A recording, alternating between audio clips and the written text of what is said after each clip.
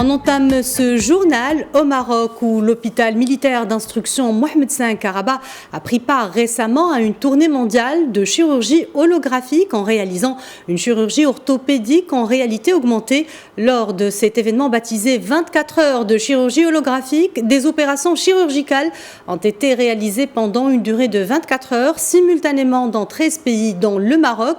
Selon le professeur Chagar Belkacem, médecin, colonel-major, chef du pôle de chirurgie orthopédique à l'hôpital d'instruction Mohamed V Karaba, le service de la santé militaire œuvre à développer la recherche scientifique en tant qu'élément dynamique au sein des forces armées royales et créer des pôles d'excellence, et ce en exécution des hautes orientations du roi Mohamed VI, chef suprême et chef d'état-major général des phares.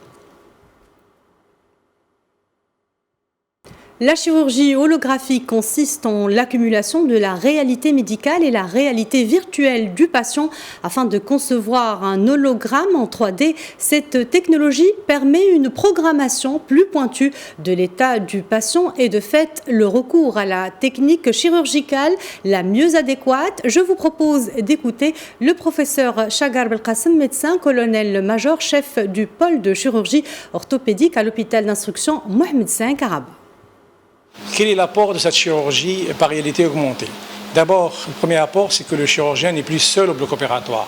Le chirurgien sera assisté puisqu'il va pouvoir planifier avec précision son acte opératoire, va partager ce qu'il voit sur le champ opératoire avec le monde entier, donc c'est une sorte de partage d'expérience.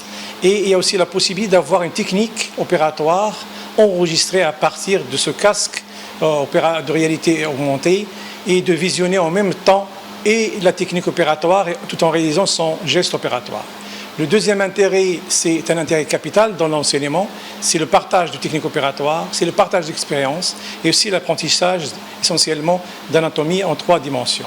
Enfin, un troisième intérêt, c'est l'intérêt pour le malade, car le malade, il va bénéficier d'un geste chirurgical plus précis et moins agressif.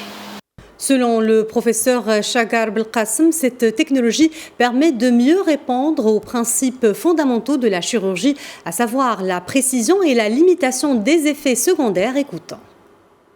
La réalité pour le chirurgien, c'est son champ opératoire, c'est-à-dire le malade qui est sur la table opératoire.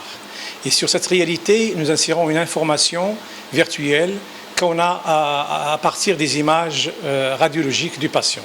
Cette conjugaison de la réalité médicale à la réalité virtuelle du patient permet d'avoir une image en temps réel et en 3 dimensions, ce qui permettra de gagner aussi bien sur la précision de l'acte opératoire et de réduire aussi le temps opératoire d'environ 11%. On est déjà dans le futur. Cette réalité virtuelle augmentée est un moyen qui va révolutionner certainement la qualité des soins.